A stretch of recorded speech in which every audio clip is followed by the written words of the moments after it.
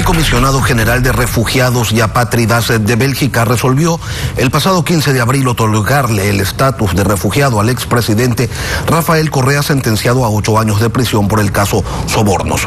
Eso por un lado, porque acá la Corte Nacional de Justicia, 7 días después, ordenó su extradición. ¿Qué cabe en esta circunstancia? Lo vamos a conversar con el doctor Marcelo Fernández de Córdoba, ex vicecanciller de la República. Doctor, buenos días, bienvenido a Contacto Directo. Sí, buenos días, un gusto estar con ustedes. Cuando una persona solicita asilo político, doctor, a algún país, este proceso, le pregunto, ¿es público? ¿Se debe notificar a la representación diplomática del país señalado o solo se valora la versión del solicitante y se decide en base a ese único relato? Mire, en primer lugar quiero referirme al caso de Bélgica concretamente. El comisario general para refugiados y apátridas de Bélgica es la persona o la institución encargada de resolver cualquier petición de refugio en ese país. Y una de las normas fundamentales es la confidencialidad absoluta. De hecho, hasta la presente fecha no ha confirmado ni ha negado la existencia de una solicitud por parte del presidente Correa. De ahí que me sorprende, y de hecho me explica en cierto sentido, que la noticia de la concesión por parte de Bélgica de aceptación de la calidad de refugiado o al expresidente Correa sea dada por los abogados del señor Correa. No está dada por la autoridad, hasta el momento por la autoridad respectiva. Esto clarifica un poco la situación y también explica por qué las autoridades ecuatorianas no han recibido hasta el momento. Yo no conozco que solamente que en las últimas horas hubiera ocurrido lo contrario. No han recibido ninguna nota que confirme la concesión del mencionado refugio concedido por Bélgica. Esto como una aclaración general. Ahora bien, si usted me permite, ¿qué es lo que ocurre con la situación? En este momento el presidente de la Corte Nacional de Justicia ha iniciado un trámite para solicitar la extradición. En ese punto estamos en este momento. Ahora bien, esta extradición tiene que procederse en cuanto, para poder solicitarla, aplicar el Tratado de Extradición de 1887, suscrito por el Ecuador y Bélgica. Ya vamos a eso, doctor. Ahora, ¿el hecho de que se le haya otorgado asilo a Rafael Correa significa de plano que se lo reconoce en ese país, en Bélgica, como un perseguido político? Bueno, no sabemos, porque hay varios grados dentro de la legislación bélgica, hay varios grados de protección que tienen que exhibir, que puede otorgar el gobierno belga. Hay grados de personas que sabemos que están absolutamente en peligro su vida, por ejemplo, en el caso de la guerra en Siria o la guerra en Ucrania, en que realmente consta que el peligro hacia la vida es absolutamente eminente. Ahí hay una protección total.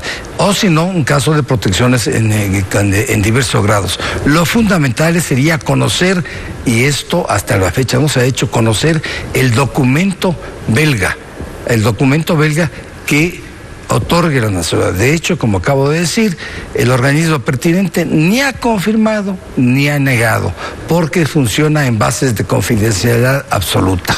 Ahora, esa confidencialidad podría romperse si es que el Estado, a través de los canales respectivos, le solicita al Comisionado General de Refugiados y Apátridas que le dé información sobre este caso en particular, ¿o no funciona de esa manera? Bueno, habría que ver. Esto ya depende de las autoridades belgas, en que se alteren la norma constitutiva de la institución del Comisario General para Refugiados y Apátridas de Bélgica. Habría que ver eso. Normalmente, para conceder un caso de aceptación de una petición de refugio, que sería en este caso, es un proceso que el país anfitrión tiene que realizar las averiguaciones pertinentes a ver si realmente se trata, en este caso, porque se ha dicho que es un perseguido político, si es realmente un perseguido político.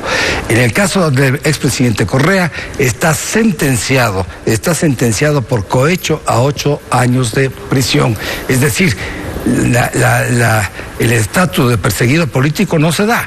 Hay un proceso jurídico en dos instancias, en todos los recursos necesarios dentro de la legislación ecuatoriana, para que de hecho la sentencia pronunciada en contra del señor Correa haya pasado en sentencia en materia de cosa juzgada.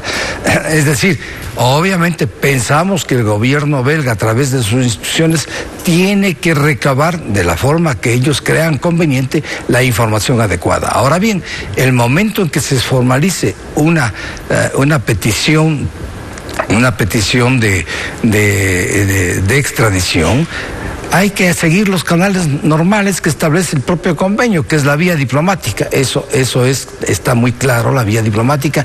De momento yo creo que sí, hay que presentarlo, hay que cuidar los aspectos que ya estamos viendo, que se están argumentando, es decir, hay que hacer la solicitud, probar de que no es un perseguido político, enviar toda la documentación de estos procesos que son públicos en el Ecuador, pero hacerlas conocer al gobierno belga adecuadamente, es decir, también enviar todo con las traducciones absolutamente necesarias para que pueda entenderse. Hay que pedir ya en determinado momento la alerta roja a Interpol. Es un proceso que es relativamente complicado, porque en Bélgica estas situaciones la llevan de una manera un poco especial, de acuerdo con sus normas, que no son las mismas nuestras, ni son las normas que están establecidas en nuestro continente a través de las convenciones sobre asilo, que son vigentes, doctor, que empiezan desde el año 28 con la Convención de La Habana y terminamos con el año 54 en Caracas, que establece las normas especiales, pero estas no son aplicables para Europa, que tiene otro estatuto. Hay que cuidar todo eso, hay que iniciar. A mí lo que me sorprende es esta situación un poco sui generis.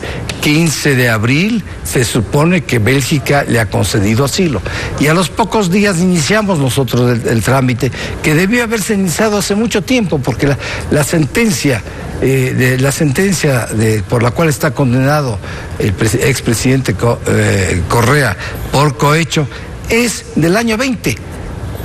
Ha habido tiempo suficiente para pedir la extradición. Doctor, según la página web del Comisionado General para Refugiados y Apátridas de Bélgica, un refugiado puede perder esta condición, si constituye un peligro para la comunidad por haber sido condenado por sentencia en firme por un delito de especial gravedad, y también si la concesión de la condición de refugiado se basó en tergiversación, omisión de hechos o en documentos falsos o falsificados.